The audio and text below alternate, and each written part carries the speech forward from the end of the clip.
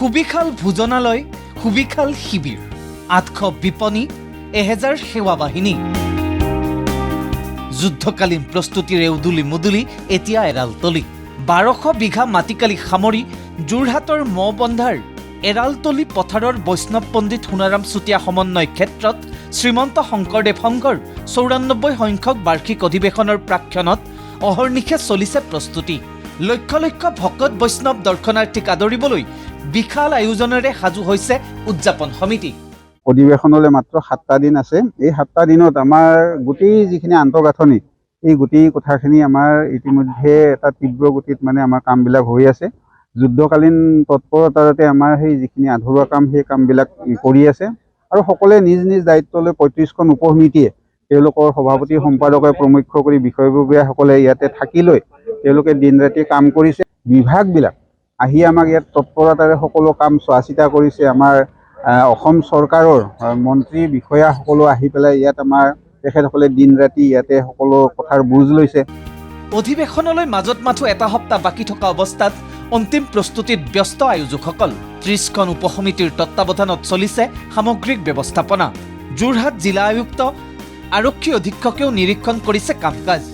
অধিৱেশনখনিৰ কাৰ্যসূচী সাফল্যমণ্ডিত কৰি তোলাৰ উদ্দেশ্যে সহযোগিতা আগবঢ়াইছে জিলাখনৰ প্ৰতিটো চৰকাৰী বিভাগেও। আমাৰ প্ৰায় 10,000 ইয়াতে স্বেচ্ছাসেৱক আহিব, সেৱিকা আহিব।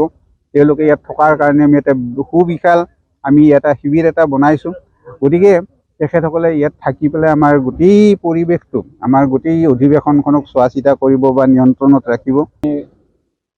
আগবঢ়া যিটো আমাৰ কাম কাজ, আমি ইতিমধ্যে 90% কাম আমি আগবাঢ়িলোঁ। মূল মণ্ডপৰ পৰা ধৰি গোটেই প্ৰতিনিধি, বিশেষ প্ৰতিনিধি ভোজনালয়, যিটো আমাৰ 10,000 ভকত বৈষ্ণৱে একেলগে আহাৰ গ্ৰহণ কৰিব পৰা ব্যৱস্থা, লগতে আমাৰ যিটো ভোজনালয়, আমাৰ 200 চৌকাৰ ব্যৱস্থা কৰা হৈছে।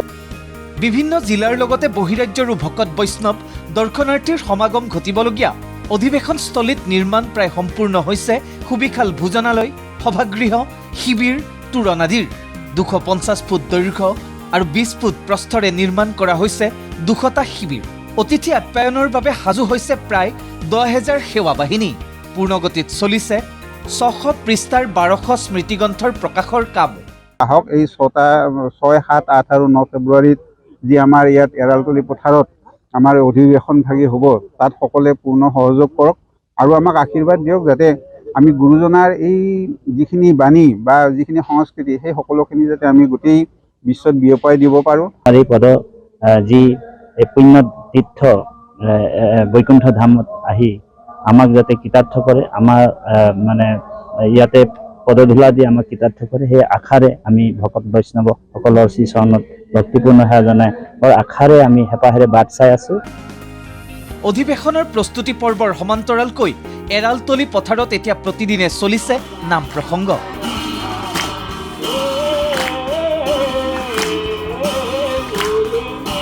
অধিৱেশনস্থলীত স্থাপিত অস্থায়ী নামঘৰত এইদৰে ভকত বৈষ্ণৱে পৰিৱেশন কৰিছে 3 প্ৰসংগ। গোলাঘাট, বোকাখাট, দেৰগাঁও, তিতাবৰৰ ভকত বৈষ্ণৱ আই মাতৃসকলে প্ৰতিদিনেই নামঘৰত শৰাই আগবঢ়াই লৈছে সেৱা। যোৰহাটৰ পৰা প্ৰিয়ংকা সেনাপতিৰ ৰিপৰ্ট, ND24।